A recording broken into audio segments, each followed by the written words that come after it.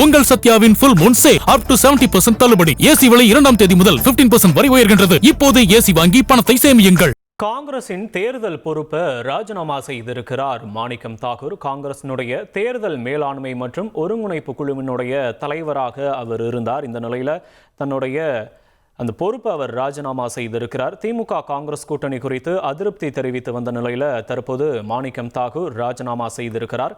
காங்கிரசினுடைய தேர்தல் பொறுப்பை அவர் தற்போது ராஜினாமா செய்திருக்கிறார். காங்கிரசின் தேர்தல் மேலாண்மை மற்றும் ஒருங்கிணைப்பு குழுவினுடைய தலைவராக அவர் இருந்த நிலையில் தற்போது அந்த பொறுப்பை அவர் ராஜினாமா செய்திருக்கிறார். முக்கிய செய்தி, திமுக காங்கிரஸ் கூட்டணி குறித்து இவர் அதிருப்தி தெரிவித்து வந்த நிலையில் தற்போது தன்னுடைய தேர்தல் பொறுப்பை அவர் ராஜினாமா செய்திருக்கிறார்.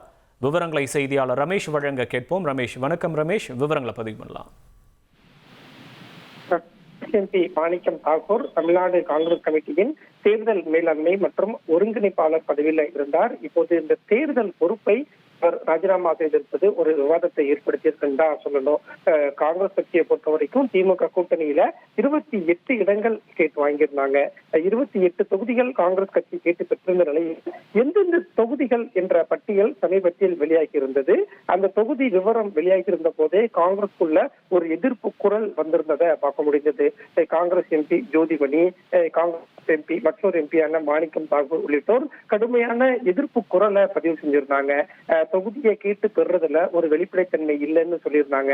அதே மாதிரி இப்போ காங்கிரஸ் கட்சியை பொறுத்த வரைக்கும் வேட்பாளரை தேர்வு செய்யக்கூடிய பணியில ஈடுபட்டு இருக்கிறாங்க. வேட்பாளர் தேர்வு குறித்தும் பல விமர்சனங்கள் தமிழ்நாடு காங்கிரஸ் கமிட்டி மேல முன்வைக்கப்பட்டு வருகிறது. வேட்பாளர் தேர்வுலையும் வெளிப்படைத்தன்மை இல்ல, பணத்துக்காக எம்எல்ஏ சீட் விற்கப்படுது அப்படின்னு ஜோதிமணி சொல்லியிருந்தாங்க. அதே மாதிரி காங்கிரஸ் கூடிய மாணிக்கம் தாக்கூரும் பல விமர்சனங்களை முன் வச்சிருந்தாரு. இந்த நிலையில தான் இப்போ காங்கிரஸ் மாணிக்கம் தாக்கூர் தமிழ்நாடு காங்கிரஸ் கமிட்டியின் தேர்தல் மேலாண்மை மற்றும் ஒருங்கிணைப்பாளராகவும் இருந்த நிலையில தேர்தல் பொறுப்புல இருந்து அவர் விலகி இருக்கிறார். தேர்தல் பொறுப்பை அவர் ராஜினாமா செய்திருக்கிறார் என்ற தகவல் கிடைக்கப்பட்டிருக்கு. இந்த தேர்தல் பொறுப்புல இருந்து ராஜினாமா செய்யக்கூடிய கடிதத்தை காங்கிரஸ் கட்சியின் தேசிய தலைவர் மல்லிகார்ஜுன கார்கேடவும் அவர் தெரிவித்திருப்பதாக தகவல் தெரிவிக்கப்பட்டிருக்கு. இதே காங்கிரஸ் எம்பி மாணிக்கம் தாக்கூர் தான் ஆட்சியில் பங்கு வேண்டும், கூடுதல் தொகுதி வேண்டும் என்று முதல் முறையாக காங்கிரஸ் கட்சிக்குள்ள இருந்து ஒரு அழுத்தமான குரலை முன் வச்சிருந்தார். திமுக காங்கிரஸ் கூட்டணி ஒவ்வொரு நகர்வு வரும்போதும் மாணிக்கம் தாக்கூருடைய ஒவ்வொரு கருத்துமே முக்கியமான கருத்தாக இருந்த நிலையில தான் இப்போது அவர் தேர்தல் பொறுப்பை ராஜினாமா செய்திருக்கும் மேலும் ஒரு விவாதத்தை ஏற்படுத்தி இருக்கு.